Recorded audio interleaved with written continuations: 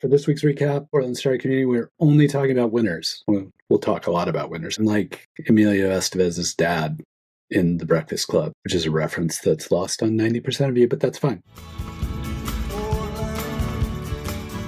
This week, as promised, lots of winners to talk about. We have winners from Bend Venture Conference, winners from Pitch Latino, other people who are winners for doing things like winners, being good startups and that kind of thing. There was just so much news this week. I'm getting like the level of activity is, I'm not even going to be able to talk about all the stories. So I'm trying to keep all this stuff in my head, all these details, trying to spit them out so that you have access to these details. But don't worry, I wrote them all up. They're on the blog, but this is easier to digest. So I'm just trying to help you there. Obviously, the big story this week, I've teased it a few times, was down in Bend, but let's go over the winners for the Bend Venture Conference. Not all of them were local. There were some out-of-state winners, and by out-of-state, I don't necessarily even mean Vancouver, Washington, because we feel like Vancouver's part of the family here with the Oregon startup community, but there was a Californian, or maybe two, that won. Probably won't be giving them a lot of love, but Oregon companies, Washington companies, for sure, will give you some love. So the Bend Venture Conference winners at the earliest stage, Fitting in the Dragon, Polaris, and Symphony Markets. Fitting in the Dragon out of the Portland area, the other two out of the Bend area. There were two impact winners, one of them from a state that I'm not interested in, and the other was OpConnect from the Portland area. So congrats to OpConnect. They do EV kind of stuff. If you're interested, check them out. And then there was the growth stage winner. We'll talk about one winner there.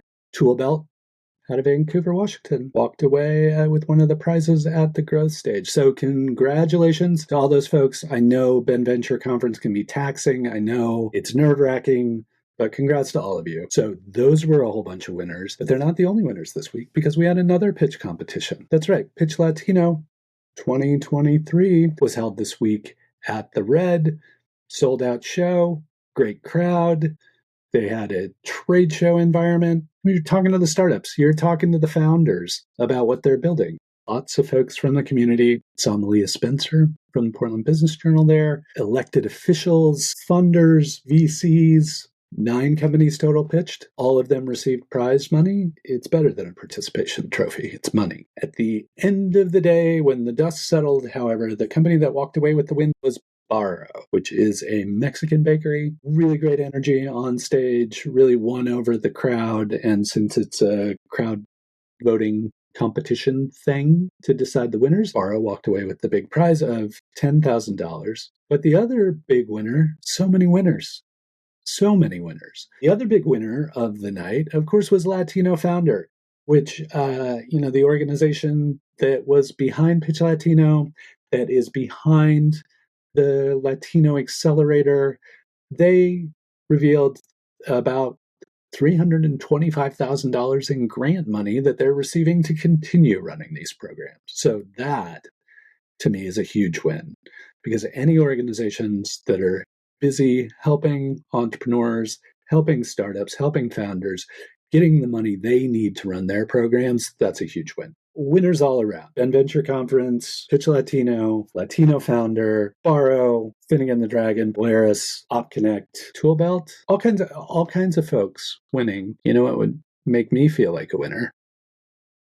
That's right. Just subscribe. I'll feel like a winner. Like I'm doing something worthwhile and you're getting something out of it. All right, that's enough about it. The big story that everybody was most interested in this week was 60. And if you're not familiar with 60, it's the new company started by Matt Ellis. It's using AI to help you make better use of your time and take control of your calendar, get all the information you need. And we love that.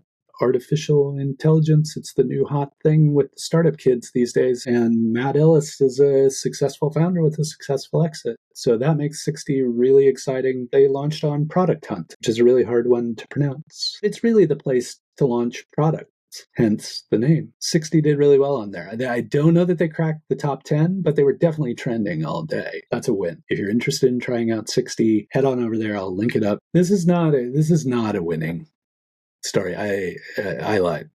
Not all the stories are about winners. This one's pretty depressing. It's the amount of VC that is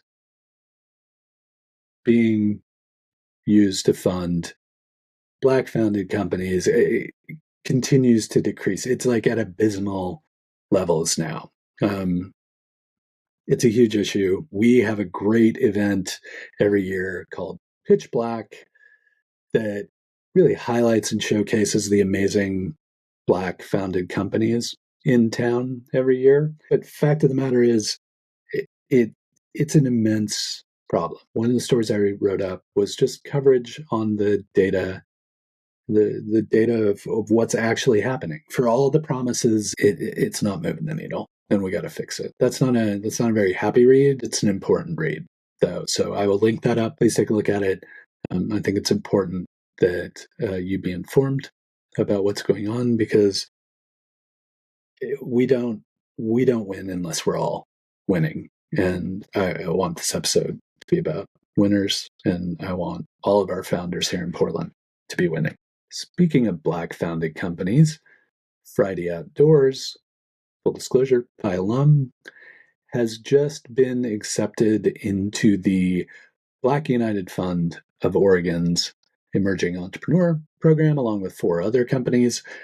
This was exciting. Fridie Outdoors was really the standout tech company in that group of folks, but I'm excited to watch all these companies and see where they go. Nice to see a Black founded company here in Portland finding success. And yeah, you guessed it, being a winner. So they won too, right? They got accepted into a program. That's a win. Big story out of the federal government funding. Oregon wound up landing a few tech hubs and one research project. There was a mass timber tech hub.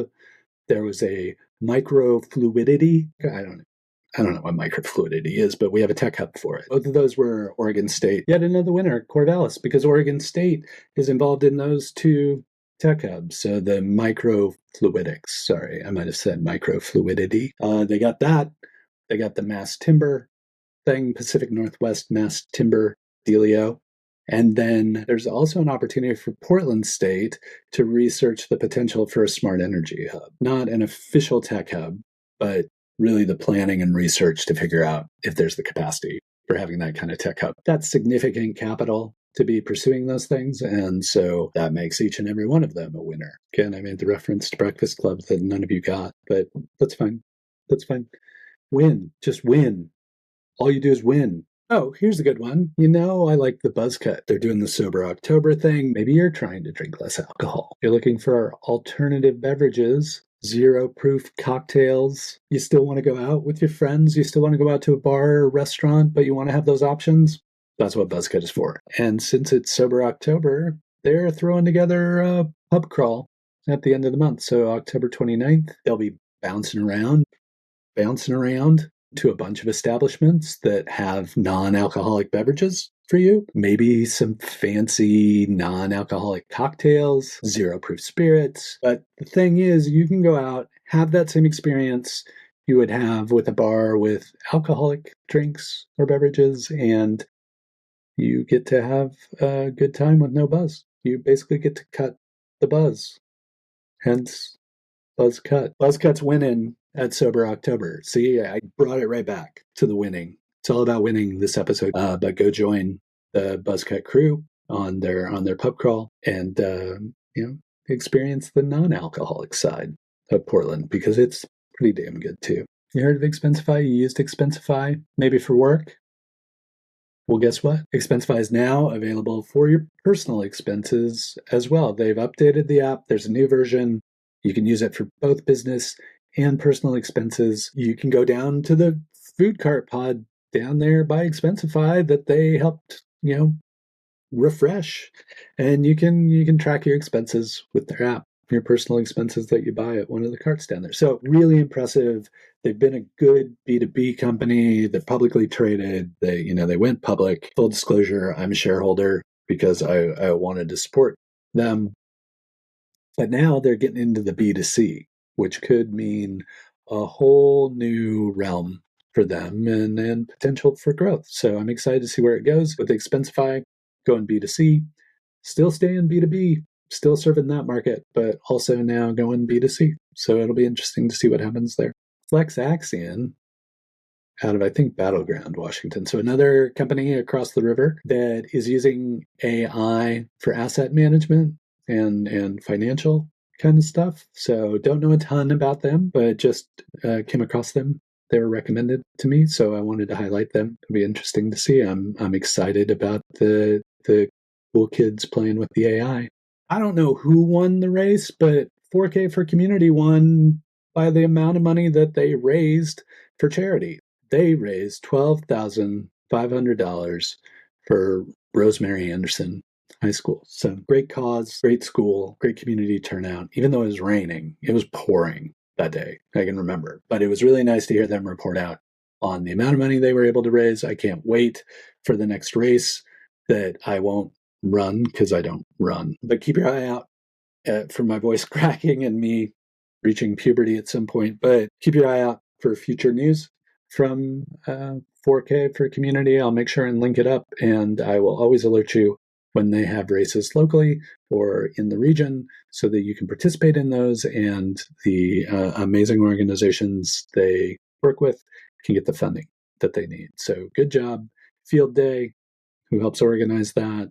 Good job on them for bringing 4K for Community back and for doing such a good job of raising money for Rosemary Anderson. That's a win. So I know I said subscribing makes me feel like a winner. You know what else would make me feel like a winner? If you introduced yourself to the Portland startup community. That was by far the most popular post, probably because I used ChatGPT to write my bio. Yeah, the AI, I tell you, AI, it's a thing. People seem excited about it. And thank you to ChatGPT for writing such a kind bio for me. Who knew? All you have to do, I'll link it up, you fill out the form, and that's it. That's all you have to do. And then I will take the information you provide along with, a photo, and I will craft up a post one a day and introduce all of you out there in Portland startup community land to one new person a day, 5 a week or so, depending on how many submissions we get. I don't care if you're a service provider. I don't care if you're a founder. I don't care if you're somebody who works in a startup. If you're somebody who would like more connections in the Portland startup community, please complete that profile, and I will be happy to post your info to Silicon Florist. I'll even highlight you in this thing, and I'll post it, and we'll see where it goes from there.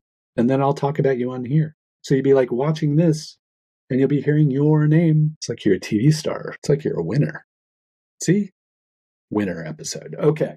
So that's about it for this week. Hope you enjoyed this recap. There was so much going on. Like, I posted so many stories. It's just a lot of great activity. Like, the energy is coming back to the Portland startup community. And I'm hoping that this format here helps keep you in the loop and helps make you feel connected. And in the coming weeks, you're going to meet a whole bunch of new people in your community that you should connect with as well. All right. So that's it this week. Hang in there. Hope you're doing well. Keep up the good work.